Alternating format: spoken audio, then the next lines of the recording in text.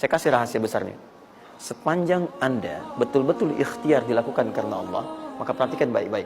Kadang-kadang Allah seakan menunda apa yang menjadi hak Anda, bukan ingin menunda dan membiarkan Anda tidak mendapatkan sesuatu, tapi ingin memberikan semua nikmat secara sempurna. Karena di atas itu ada nikmat pahala, ada nikmat doa, ada nikmat istighfar, ada nikmat usaha, dan nikmat hasil yang tiada terputus. Tidak terputus. Lihat sini.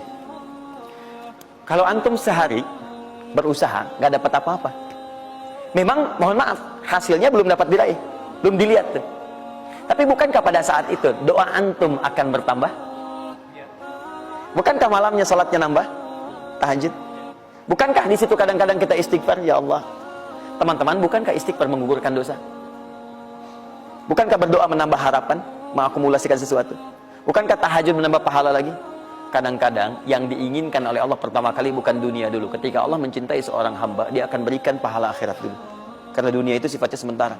Hei fulan, kamu kemana aja? Kemarin kamu jauh dari saya, baru sekarang kamu pikir dekat dengan saya. Saya nggak pengen kasih dunia dulu, dunia itu kecil.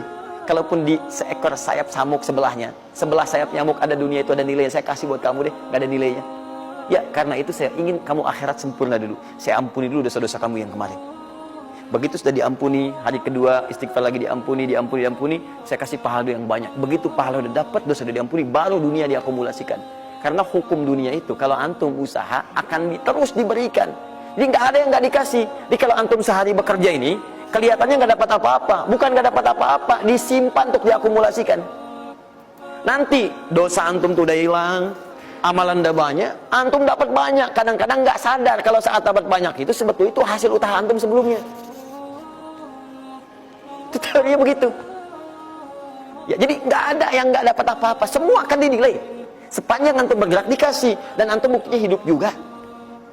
Sampai ke hari itu kan masih hidup, bisa makan juga di hari itu, bisa beraktivitas juga, sehat juga dan sebagainya. Belum dapat apa. Makanya kata Nabi, yang hari itu ada makanan, dia orang kaya sebetulnya. Kalau besok masih ada lagi, kaya banget. Antum sampai sebulan masih ada cadangan. Kenapa kita mesti berkeluh kesah? Dan belum tentu hidup juga sampai besok.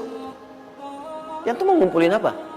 Nah, maka prinsip yang terbaik adalah ketika antum berikhtiar, ikhtiar usaha yang maksimal. Tapi jangan khawatir kalau antum kerja sehari nggak dapat, 2 hari belum ada usaha.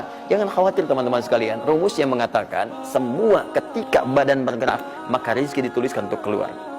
Tapi kadang-kadang ada yang Allah inginkan lebih besar dari apa yang Anda harapkan. Apa yang Allah harapkan, ikutkan ke situ, maka Anda akan mendapatkan akumulasi bagiannya. Itu yang dilakukan oleh Sayyidah Hajar. Begitu beliau kemudian naik ke Marwah, nggak dapat, naik ke Safa, nggak dapat. Apa pernah tertuliskan dalam riwayat sedikit aja Sayyidah Hajar mengeluh? Tunjukkan kepada saya kitab mana yang pernah menunjukkan riwayat ketika bolak-balik itu kemudian Sayyidah Hajar berkata, ya Allah, saya kan istri Nabi, saya kesini memenuhi perintahmu, ya Allah, ini udah capek, kenapa belum turun juga? Pernah nggak? Kedua, ketiga, keempat, kelima, sampai ke yang ketujuh. Begitu sampai di Marwah, baru kemudian diakumulasikanlah itu. Apa yang terjadi? Ibunya yang usaha bolak-balik.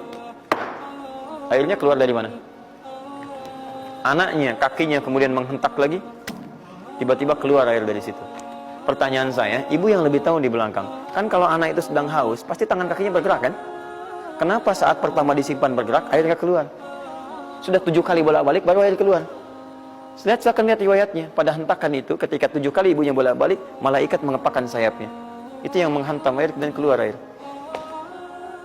Malaikat yang ditugaskan Allah memberikan rezeki namanya Mikail. Itu ada di Quran surah kedua ayat ke-98. Ya, man kana aduwwan lillahi wa malaikati wa rusuli wa jibril wa mikail. Mikail. Di antara tugas Mikail oleh Allah ditugaskan untuk memberikan rezeki. Yang paling menarik, perhatikan baik-baik. Begitu airnya keluar, ibunya sedang di Marwah, sedang berdoa nih. Makanya kalau sa'i di sofa ngadep ke kiblat berdoa dulu, ke Marwah ngadep ke kiblat berdoa dulu. Begitu sedang berdoa nyampe ke Marwah yang ke-7, anaknya lebih kencang menangisnya. Ibunya mendengar suara nggak biasa, dikejar ke sini. Begitu kejar ada air.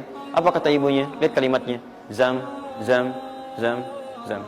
Ibunya tidak mengatakan ijma, tapi zam, zam, zam, zam. Zam itu artinya kumpul jangan berhenti, kumpul jangan berhenti, kumpul jangan berhenti. Sampai sekarang air itu tidak pernah berhenti. Perhatikan. bagaimana akumulasi pekerjaan seorang ibu yang sangat serius menghasilkan rezeki bukan hanya untuk dirinya, untuk anaknya, cucunya, cicitnya, dan berganti generasi sampai kita sekarang. Maka boleh jadi kita berusaha bekerja, sehari belum dapat, 2 hari dagang belum dapat, tenang. Begitu antum 3 hari, tiba-tiba dagangan diborong habis. Itu sebetulnya usaha antum yang sebelumnya, tapi antum dapat bonus ampunan dosa, pahala, macam-macam. Maka jangan mengeluh. Dan jangan pernah antum sekali-kali, awas ya, awas, mengeluarkan kata-kata yang seakan-akan Allah menghentikan rezeki antum. Maka disitulah kesulitan paling sulit akan antum awali.